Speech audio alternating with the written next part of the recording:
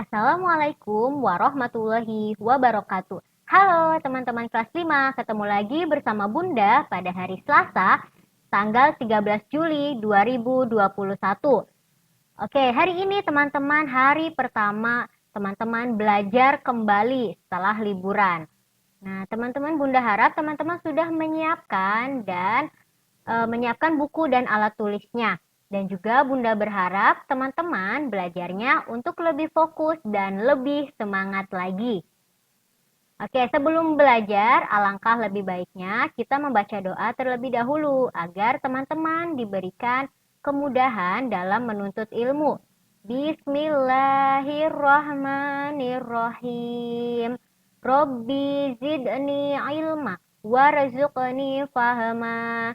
Ya Allah, tambahkanlah ilmuku dan pertinggilah kecerdasanku. Ya Allah, please increase my knowledge and please broaden my intelligence. Amin. Oke, teman-teman, hari ini teman-teman akan belajar tematik, yaitu tema 1, organ gerak hewan dan manusia. Lalu subtema 1, organ gerak hewan dan pembelajaran ke-1. Nah, Bunda akan membacakan untuk tujuan pembelajaran. Yang pertama yaitu dengan menyimak penjelasan guru, siswa dapat memahami makna ide pokok dalam suatu bacaan dengan benar. Yang kedua, dengan menyimak penjelasan guru, siswa dapat mengetahui organ gerak hewan dan manusia dengan benar. Yang ketiga, melalui gambar, siswa dapat memahami organ gerak pasif dan aktif dengan benar. Yang terakhir yaitu dengan memperhatikan penjelasan guru, siswa dapat memahami cara menyelesaikan operasi hitung pecahan, yaitu dengan menjumlahkan dan mengurangkan dengan tepat. Nah, selanjutnya untuk materi pembelajaran yaitu bahasa Indonesia, teman-teman akan belajar tentang ide pokok. Lalu matematika, teman-teman akan belajar tentang pecahan. Lalu menyelesaikan operasi hitung yaitu menjumlahkan dan mengurangkan pecahan. Lalu ada IPA, teman-teman akan belajar tentang organ gerak manusia dan hewan dan juga alat gerak aktif dan pasif. Nah, ini materi yang akan teman-teman pelajari hari ini. Oke, teman-teman, sebelum belajar Bunda ingin bertanya nih sama teman-teman. Masih ingatkah teman-teman apa pengertian dari ide pokok? Ya, betul. Ide pokok adalah ide atau gagasan yang menjadi dasar atau pokok pengembangan suatu paragraf. Jadi, ide pokok juga biasanya teman-teman dapat diartikan dengan inti paragraf. Jadi, jika ada paragraf, lalu yang ditanya ide pokoknya, teman-teman harus ingat bahwa ide pokok itu inti dari paragraf tersebut. Lalu bagaimana caranya untuk kita menentukan ide pokok? Nah, cara yang pertama yaitu teman-teman harus membaca kalimat dalam paragraf tersebut. Setelah membaca, teman-teman dapat menuliskan kata atau kalimat penting dalam paragraf tersebut. Setelah itu, teman-teman baru dapat menentukan inti paragraf tersebut. Nah, ini cara untuk menentukan ide pokok, teman-teman. Oke, di sini ada contoh. Contoh untuk menentukan ide pokok. Nah, di sini ada paragraf yaitu, kesehatan adalah harta yang sangat besar nilainya. Banyak orang sakit yang rela mengeluarkan uang banyak hanya untuk menyembuhkan penyakitnya. Banyak orang sakit yang pergi ke berbagai negara hanya untuk mengobati penyakitnya. Banyak orang sakit yang sampai menghabiskan hartanya hanya untuk mengobati sakitnya. Nah, ada yang tahu apa ide pokok dari paragraf di atas? Ya, betul. Jadi, ide pokoknya yaitu kesehatan adalah harta yang sangat besar nilainya. Selanjutnya dari baris 2 ini sampai baris yang terakhir ini yaitu kalimat penjelas, teman-teman. Oke, sampai sini paham, teman-teman? Oke, selanjutnya kita akan belajar organ gerak hewan dan manusia. Tentunya teman-teman pernah tidak melakukan kegiatan, yaitu bisa berjalan, berlari, menangkap bola, atau juga melompat. Nah, itu adalah teman-teman sedang melakukan gerakan. Karena kita sebagai makhluk hidup, nah salah satu ciri makhluk hidup adalah dapat bergerak. Nah, lalu apa yang dimaksud dengan bergerak? Ada yang masih ingat? Apa itu bergerak? Ya, betul. Bergerak adalah berpindah diri dari suatu tempat ke tempat lain, atau juga perubahan posisi sebagian atau seluruh bagian tubuh. Jadi, bergerak ini terjadi perpindahan, yaitu perpindahan atau perubahan ya teman-teman yang terjadi pada tubuh kita. Nah, selanjutnya coba teman-teman amati gerakan hewan dan manusia tersebut. Nah, di sini hewan dan manusia itu sedang melakukan gerakan. Nah, gerak pada manusia dan hewan ini menggunakan organ gerak, teman-teman. Nah, organ gerak adalah sistem yang meneruskan perintah dari otak dalam mengendalikan gerakan-gerakan. Jadi, organ gerak ini dia menerima perintah dari otak yang diteruskan sehingga terjadi gerakan-gerakan. Nah, setiap manusia dan hewan ini memiliki alat gerak. Alat gerak yang ada pada manusia yaitu kaki dan tangan. Sedangkan alat gerak pada hewan ada yang menggunakan kaki, ada yang menggunakan sayap, ada yang menggunakan sirip, dan lain-lain.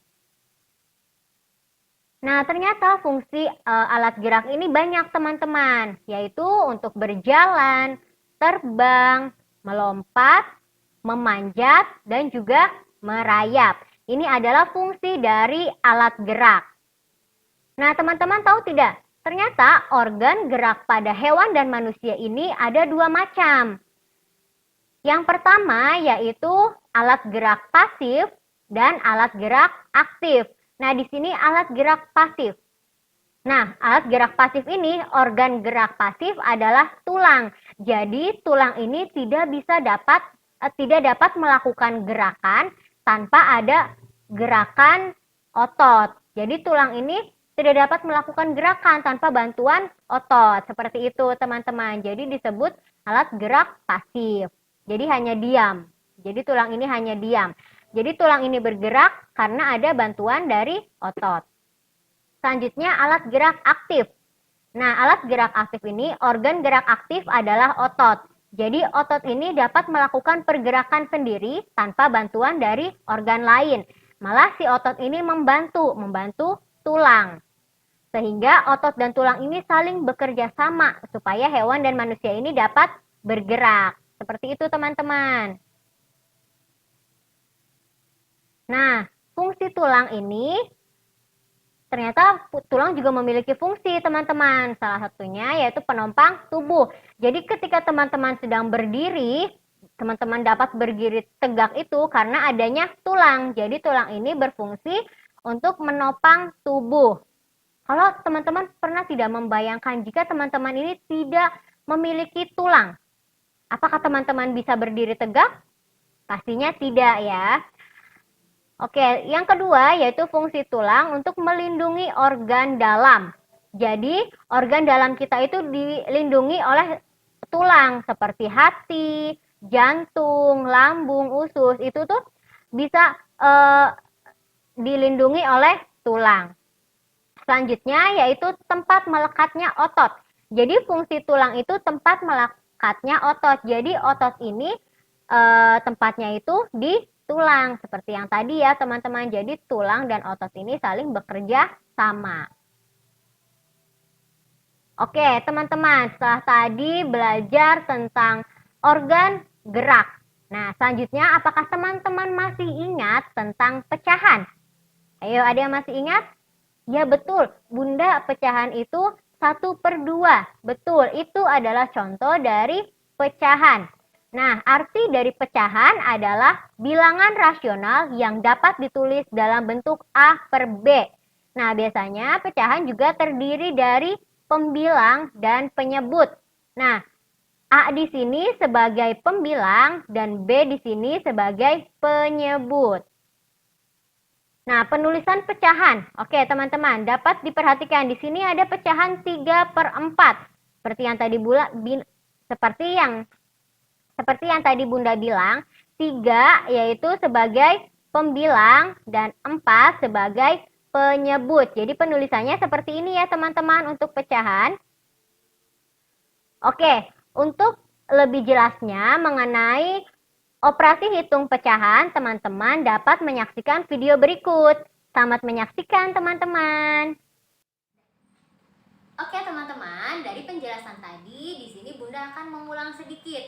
Jadi pecahan adalah bilangan rasional yang dapat ditulis dengan A per B. Nah, biasanya pecahan juga terdiri dari pembilang dan penyebut. Oke, sekarang Bunda akan contohkan untuk penulisan pecahan. Nah, pecahan ini yaitu misalkan 3 per 7. Nah, ini disebut dengan pecahan karena terdiri dari 3 ini yaitu pembilang. Dan angka 7 di bawah yaitu penyebut. Nah, ini disebut dengan pecahan. Ada pecahan biasa dan ada pecahan campuran. Kalau ini 3 per 7 itu pecahan biasa. Nah, lalu ada juga teman-teman yaitu pecahan campuran. Kalau pecahan campuran, di depannya itu ada bilangan bulat. Contoh, yaitu 1, 3 per 4. Nah, di sini ini untuk bilangan bulatnya ya teman-teman. Bilangan bulat. Lalu di sini 3 per 4 yaitu tetap pembilang. Angka 3 ini pembilang. Dan angka 4 yaitu penyebut. Nah, ini mengenai pecahan teman-teman. Selanjutnya teman-teman akan belajar bagaimana cara mengoperasikan pecahan. Baik teman-teman, setelah mengenal pecahan, sekarang kita akan belajar tentang penjumlahan pecahan berpenyebut sama. Nah, misalkan ada soal 2 per 4 ditambah 1 per 4, yang mana penyebutnya sama-sama 4, sedangkan pembilangnya itu beda. Maka cara pengerjaannya teman-teman tinggal jumlahkan saja pembilangnya.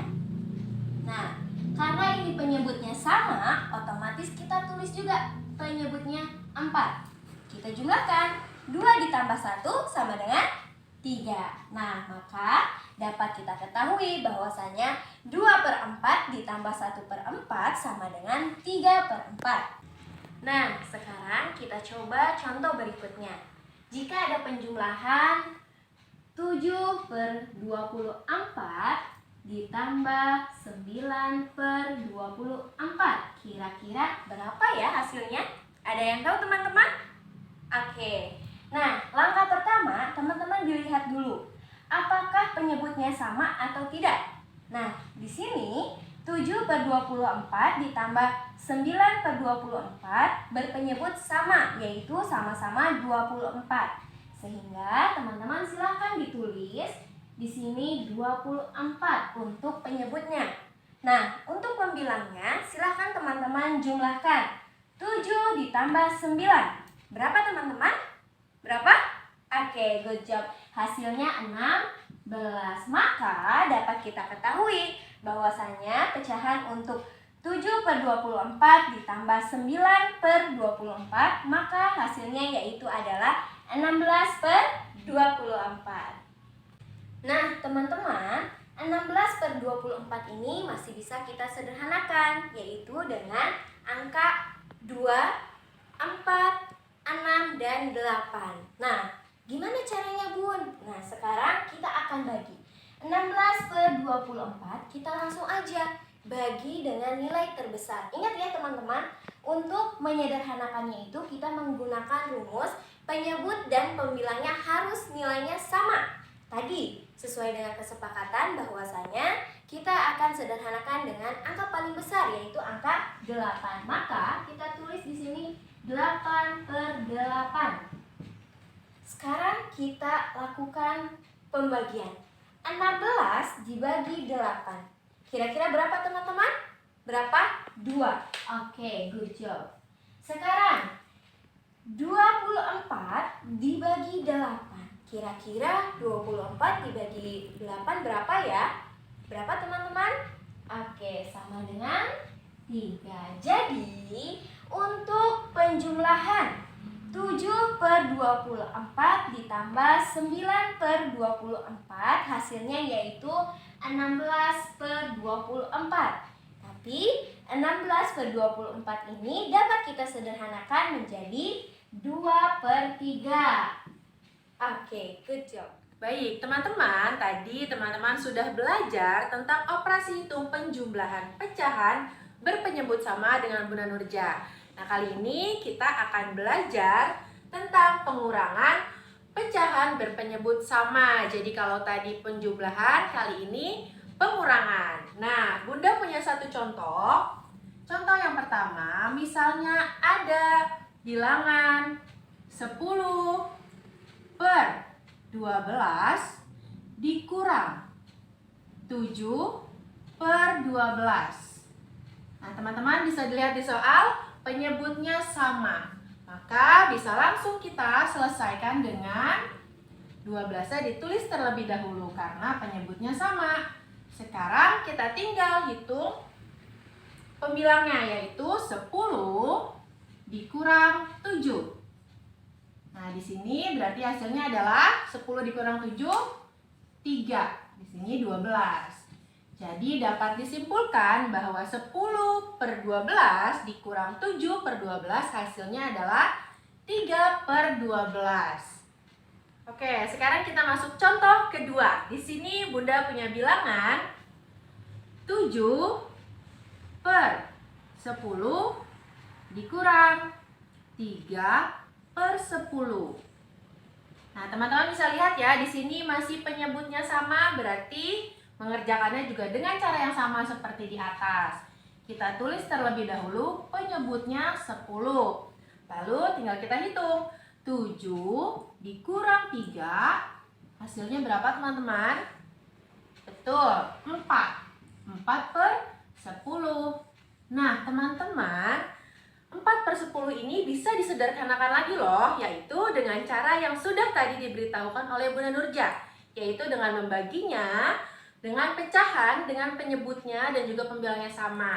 Kita lihat di sini. Sekarang kita cari angka yang paling kecil, bisa dibagi 2/2.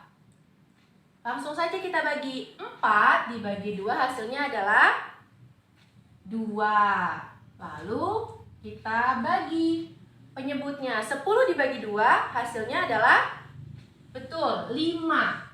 Oke, jadi ketika disederhanakan hasilnya adalah 2/5. Maka dapat disimpulkan bahwa 7/10 dikurang 3/10 hasilnya 4/10. Namun dapat disederhanakan menjadi 2/5. Nah, sampai di sini teman-teman tentang operasi hitung penjumlahan dan pengurangan di pembelajaran hari ini, teman-teman. Oke teman-teman, sekian untuk pembelajaran hari ini. Semoga video ini bermanfaat dan membantu teman-teman untuk belajar di rumah. Tetap jaga kesehatan dan kebersihan. Wassalamualaikum warahmatullahi wabarakatuh.